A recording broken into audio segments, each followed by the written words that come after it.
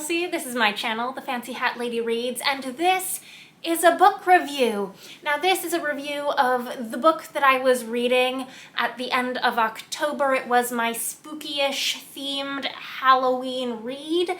So even though I'm not getting this video posted for Halloween, it is a smidge late, I decided that I would still take this opportunity to sort of make this my Halloween video, break out one of the fancy Halloween hats, and do a little mood lighting. So the book that I read for Halloween this year was Saint Death's Daughter by C.S.E. Cooney, a fantasy writer whose novella Desdemona and the Deep I had really liked. Saint Death's Daughter is a curious confection of a fantasy novel, its exact flavor hard to describe. It is dense in world building, flowery in language, sometimes meandering in plot, but tightly focused on an intensely endearing protagonist. I struggled while reading this book to think of other titles to which it might compare. I thought of Gideon the Ninth by Tamsin Muir for its elaborate death magic, All the Murmuring Bones by A.G. Slater for its stylishness and the weight of weird, dark family history, even Strange the Dreamer by Laini Taylor for its vivid imagery. But perhaps the best thing to recommend this book is just how strongly C.S.E. Cooney's authorial voice comes through in this,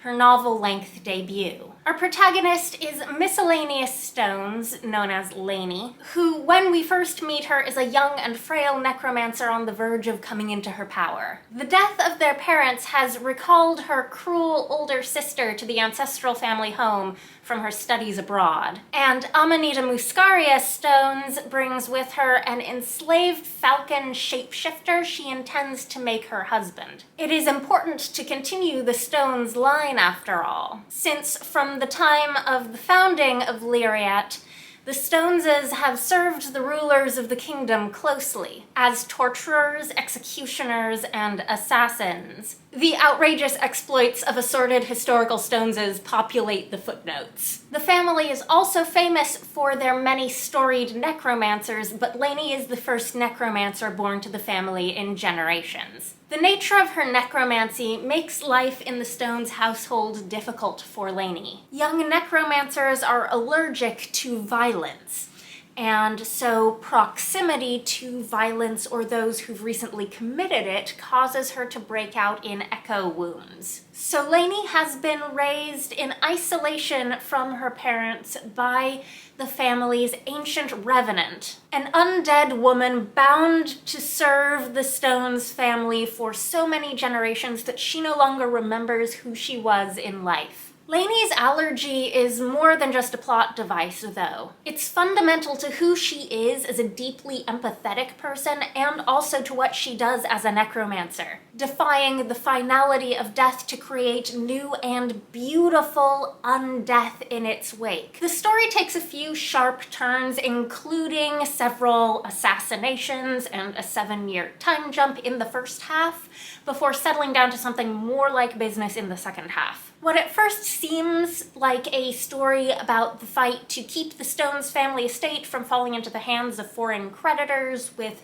dubious motives becomes instead the tale of Laini, her unwilling brother-in-law, and her young niece, as they're forced to start their lives anew. There are enough different plot threads, each weighty in their own right, that the book occasionally feels bogged down without clear direction. But I felt that the story found its beating heart when it allowed Laini and company a slice of normalcy with new friends untethered by political or magical stakes. And then, of course, there is Laini's slowly growing understanding of her very special relationship with her patron goddess, friend and ally, to whom she will dedicate a life of service, Doedena, known as Saint Death. This, if anything, is perhaps the true thread that ties together this winding tale of the many profound sorrows and occasional brilliant, scintillating joys of miscellaneous stones. Even though the book does come to a satisfying climax in a very classic fantasy-feeling multi-chapter confrontation with a formidable foe, I was glad I knew going in that this is to be the first book in a series, because the saga of the Stones family is clearly far from over. With its slow pace and dense writing, St. Death's Daughter is already a commitment for the reader, and the prospect of a sequel with no publication date yet in sight